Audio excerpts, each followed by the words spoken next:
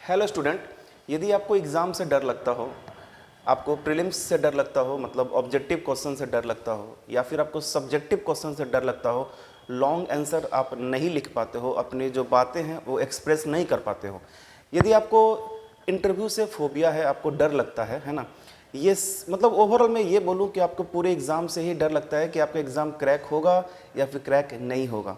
इसका best example Anjani जो मेरे साथ बैठी है, ये बेहतरीन एग्जाम्पल है। इनको मैं इनके साथ लगभग पिछले 5 सालों से हूँ और 5 सालों से मैं देखा हूँ कि ये कितनी शर्मीली हैं, ठीक है, और काफ़ी मतलब संकोची हैं। मतलब इनको ये लगता है कि मेरा एग्ज़ाम निकलेगा या फिर एग्ज़ाम नहीं निकलेगा। इनको ये लगता है कि सर मैं क्या पढूँ, मैं जो पढ़ रही हूँ वो उससे वो सफिशेंट होगा या फिर नहीं होगा।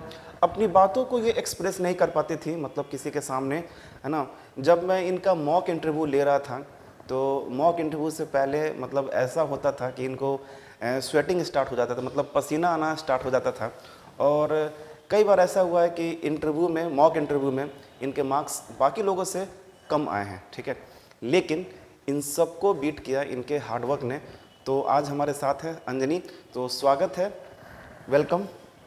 तो कैसा फील महसूस हो रहा है, आप एसडीओ बनने जा रही हैं? सर ये तो बहुत गौरवान्वित फील है बिकॉज एसडीओ एक बहुत बड़ा पोस्ट है। इसमें मेरे मम्मी पापा का बहुत बड़ा संघर्ष है, क्योंकि वो एक बहुत मेहनत से हम लोग को, शिद्दत से हम लोग को पढ़ा रहे थे सभी भाई बहन को। और ये मेरे घर के लिए एक बहुत बड़ा सक्सेस है एज ए एसडीओ, बिकॉज जो चाहते थे कि मेरी बेटी एक दिन बहुत बड़ा अफसर बने, आज मैं वो कर दिखाई। तो ये तो बहुत बड़ा काफ़ी, सक्सेस है मेरे ये फैमिली के लिए। काफ़ी सभी सभी बच्चों के लिए ये प्रेरणा स्रोत है कि बीपीएससी का प्रीलिम्स, मेंस और इंटरव्यू, ये जो लंबा जर्नी है, ये लंबा जर्नी में पेशेंस बहुत चाहिए। और इस लंबे जर्नी को इन्होंने बखूबी अच्छे से निभाया है, उनको यूटिलाइज़ किया और एग्ज़ाम को क्रैक किए हैं। तो डेफिनेटली ये बहुत बड़ा प्राउड वाली बात है फैमिली के लिए, है ना। तो आपका बैचलर डिग्री कब कंप्लीट हुआ? सर इन 2017। 2017। उसके बाद क्या किए? उसके बाद सर एक्चुअली जब मैंने बीटेक कंप्लीट किया, उसके बाद मेरे स्टेट में एक बहुत बड़ा golden opportunity as a BPSC ने निकाला। BPSC two two advertisement number 217, जिसमें कि बहुत 1200 कुछ सीट था। तो उसी का मैंने बेसिकली फोकस करके प्रिपरेशन करने लगी, जो कि कंटिन्यू इसी पे फोकस की मतलब आप थी। कंटिन्यू इसी में फोकस करते रहे। देखिए कंपटीशन मतलब एग्जामिनेशन। कई बार मुझे ऐसे बहुत सारे स्टूडेंट मिले हैं मुझे जो 6 मंथ में ही फ्रस्ट्रेट हो जाते हैं और 6 मंथ में ही फेडअप हो जाते हैं अपने प्रिपरेशन से। मतलब मैं सभी को बोलूँगा कि मतलब मैं बोला ना कि मैं इनके साथ पिछले 5 सालों से हूँ, तो 5 सालों से मैं हर एक दिन देखा हूँ और बहुत सारे स्टेजेस में देखा हूँ जो ये फेस किए हैं। सो आप लोग, सभी लोगों से रिक्वेस्ट है कि मतलब ऐसा नहीं है कि आपको सक्सेस 2 महीने में, 6 महीने में मिल जाएंगे। मे भी कभी कभी आपको टाइम लग सकता है, किसी को 1 साल में मिलता है, किसी को 2 साल में, किसी को 5 साल में। ये जो वैकेंसी आई थी इसमें मैं ऐसे भी स्टूडेंट को देखा हूँ जो 2012 में, 13 में उनकी बैचलर डिग्री कंप्लीट हुई है और काफ़ी वो जॉब कर चुके हैं, यहाँ वहाँ गए थे और उसके बाद ही प्रिपरेशन स्टार्ट किए और उनका सिलेक्शन हुआ। तो फेडअप होने की ज़रूरत नहीं है, टाइम दीजिए, अपने आप को टाइम दीजिए। यदि आपको लगता है कि एग्ज़ाम आप क्रैक कर लेंगे तो डेफिनेटली आप क्रैक कर लेंगे। थोड़ा सा अपने आप को वक्त दीजिए, डेफिनेटली आपको सक्सेस मिलेगा। अच्छा ये बताइए, ये जो लंबा जर्नी था, prelims, mains, interview, objective question, subjective question, then interview, कैसे मैनेज किए ये सबको?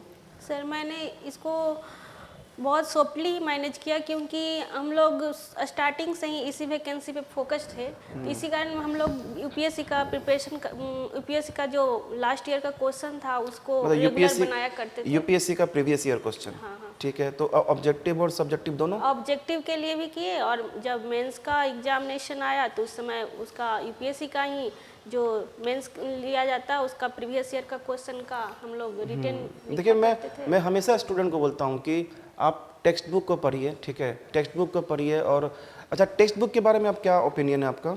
टेक्स्ट बुक तो टेक्स्ट बुक तो ज़रूर पढ़ना चाहिए, बिकॉज ये बहुत हम लोग को बेसिक मीनिंग्स हम लोग उसी से समझ पाते हैं। टेक्स्ट बुक रेगुलरली पढ़ना चाहिए। ठीक है।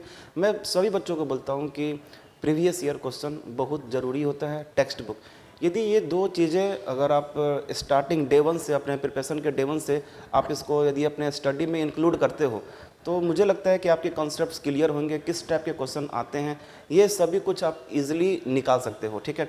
तो मतलब प्रीलिम्स और मेंस के लिए आपने ऑब्जेक्टिव क्वेश्चन और सब्जेक्टिव क्वेश्चन जो है उसके लिए आप टेक्स्ट बुक और प्रीवियस ईयर के जो क्वेश्चन है उस पर आप फोकस किए। ठीक है। इंटरव्यू के समय आपको बहुत डर लगता था, मैं देखता था कि आपको पसीना आने लगता था, आप डिमोरलाइज होते थे, मुझसे आके कहते थे कि सर मेरा मार्क्स बहुत कम आता है, मेरा नहीं निकलेगा। ठीक है। तो कैसे इस डर को दूर किए? सर इस डर को कोचिंग के थ्रू ही, आपके कोचिंग के थ्रू ही, कि आपने अच्छा एक सेटअप बनाया था, पैनल लगाया, उसमें जब ऑफलाइन हम लोग जब आपका वाइवा वगैरह दिए तो बहुत बूस्टअप हुआ वो। मीन्स जो मेरे को बहुत डर लगता था, किसी के सामने बोल नहीं पाते थे, तो ये तो मैं देखा हूँ, पैनल मेंबर के सामने बोले तो ये मेरा कॉन्फिडेंस मीन्स बहुत अच्छा हो गया। ठीक है। अच्छा ये बताइए कि मतलब अपने जूनियर को आप क्या सजेस्ट करोगे? जूनियर्स को मैं सजेस्ट करना चाहूँगी कि वो अपना बेसिक टेक्स्ट बुक ही पे ही ध्यान दें। जब आप 4 साल आप बीटेक करें उसी वक्त आप इस पे फोकस कीजिए कि अपना टेक्स्ट बुक पढ़ के ही छोटी छोटी चीज़ सब क्लियर कर लेते हैं, कर लेना चाहिए। और उसके बाद फिर गाइडलाइंस के थ्रू आप क्वेश्चन वगैरह बनाते रहिए, प्रीवियस ईयर क्वेश्चन। हाँ, प्रीवियस ईयर बनाते रहिए, फिर हो जाता है। जब कंटिन्यू आप सेल्फ स्टडी कीजिएगा तो हो जाता है। सेल्फ स्टडी पे क्या कहना है? सेल्फ स्टडी तो एक बहुत है, ये सेल्फ स्टडी के थ्रू ही आप कोई एग्जामिनेशन क्लियर कर सकते हैं।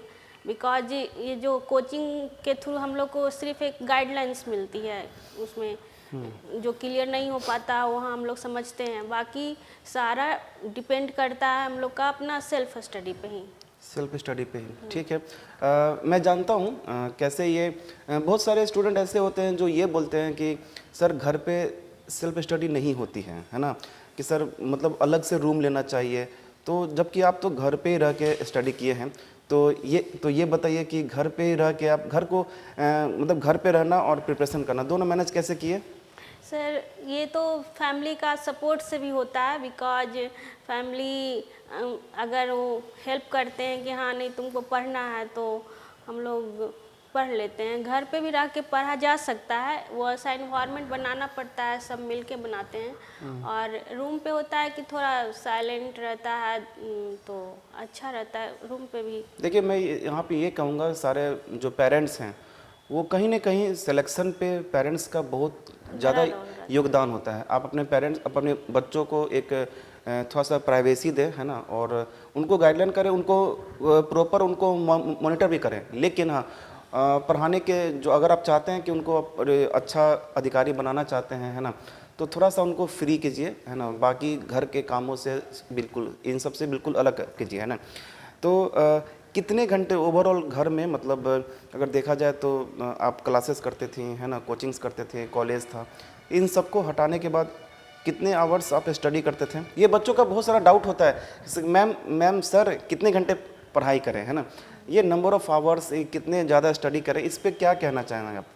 सर मैं इस पे यही कहना चाहूँगी कि जब कॉलेज और ट्यूशन ये सब कम पैरेलल वे में चलता है तो उतना टाइम नहीं मिल पाता है। बट जब हम लोग को जैसे कुछ दिन छुट्टी भी रहता है तो उसमें हम लोग जो लास्ट नहीं कर पाते उसको मेकअप करते हैं, उस पर टाइम देते हैं। और ऐसे डेली हम 5 to 6 आवर पढ़ ही लेते थे।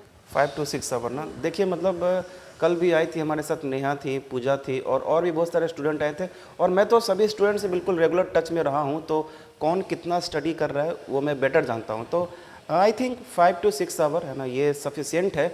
यदि आप ये जो आवर्स है ये यदि कंटिन्यू पूरे ईयर अगर आप इसको फॉलो करते हैं 5 to 6 आवर, तो डेफिनेटली जो जिस एग्ज़ाम की आप प्रिपरेशन करने जा रहे हो वो ज़रूर निकलेगा। ठीक है।